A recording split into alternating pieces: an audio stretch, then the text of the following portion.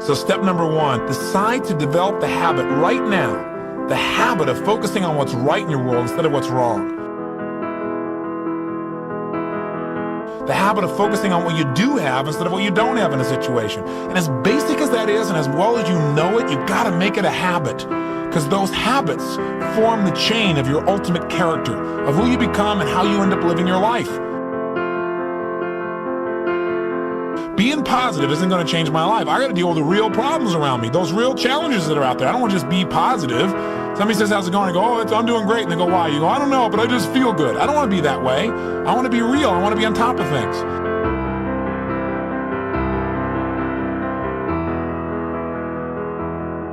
But you know what? I thought, wait a second. I can be positive about solutions. I can still notice that there's some challenges out there without being negative about it. All you want to do is establish the habit of noticing what you do have instead of what you don't have. Noticing what's great about a situation versus what's not great. Focusing on solution instead of problems. That's what changes your life. Here's key number two. Instead of judging yourself and others, decide, remember these are decisions, decide right now to become curious instead of judgmental.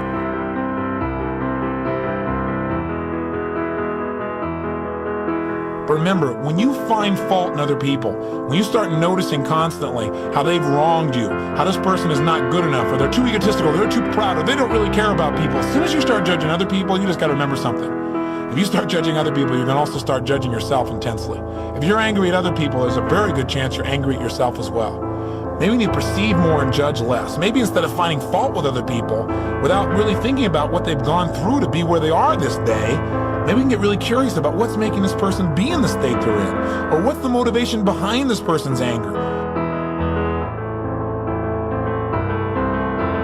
Remember, we got to judge less, perceive more. We got to get curious. Instead of living in a society where we're so afraid to believe in anything or anyone that we believe in nothing at all, and we lose our power of positive thinking. We try and protect ourselves from things we maybe not even need to protect ourselves from.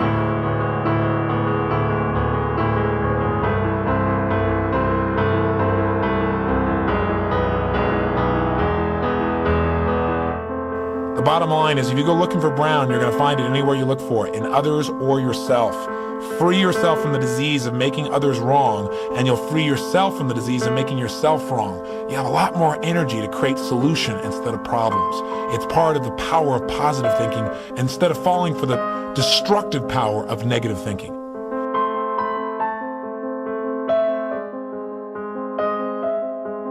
Here's key number three. If you really want to develop the power of positive thinking as a habit, as a lifestyle, as a strategy for success, then decide right now to find something to appreciate from any seemingly negative person or situation, and develop the habit of giving compliments.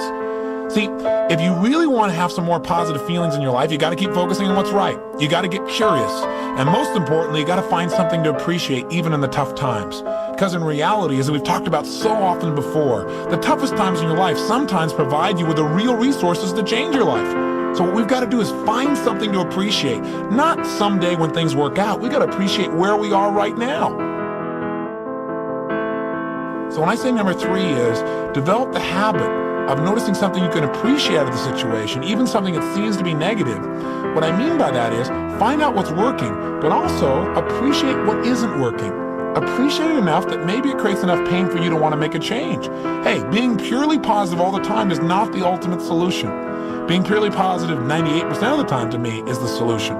Decide what you want and make it happen. Don't keep going back and saying, oh yeah, but it's not working. See, balance doesn't mean you spend 50% of your time positive and 50% of your time negative. Remember, balance on a human scale is a little different. Negative experiences are dense, and it doesn't take a lot of those focuses of negative to weigh a lot in your life. Make sure your focus is primarily positive, but at times, at special times that you designate, you're going to say, hey, what isn't working? And allow that pain to drive you to do something that's very positive. That'll change your life.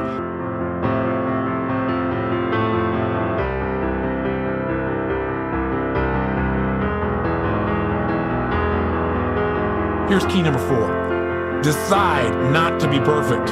I said decide not to be perfect. One way to make sure you're negative is always trying to be perfect.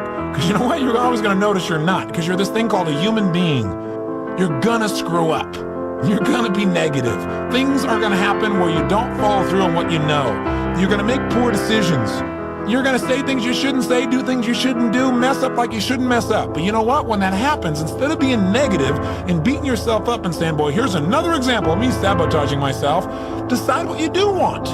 And say, you know, I'm not perfect, but I am good. And what makes me good and what makes me great and what can make me excellent, as soon as I notice I'm not on track, I correct it and I get better.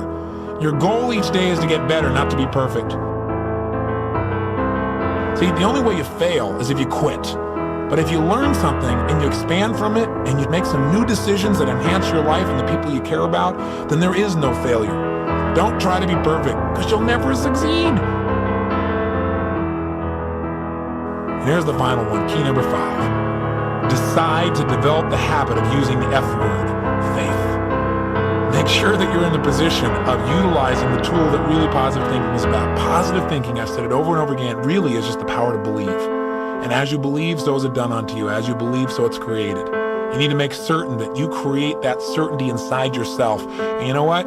You and I both know there are going to be times when it looks grim.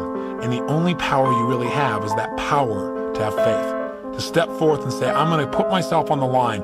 I'm going to have the courage to overcome my fears and to take action, even though it may not work out. Even though I may put out my love and it may not be reciprocated, I'm still going to put myself on the line, because if I don't, that's the only way I can fail.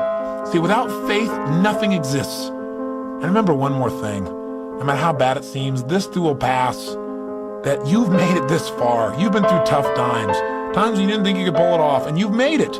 If you've made it through all the challenges of your past and your life still works, you still seem to be somewhat happy, you're still standing, as they say, then gosh darn it, you're successful. And you can make it through this too. It's the thing that'll pull you through. Faith is still the power. It's your ultimate power.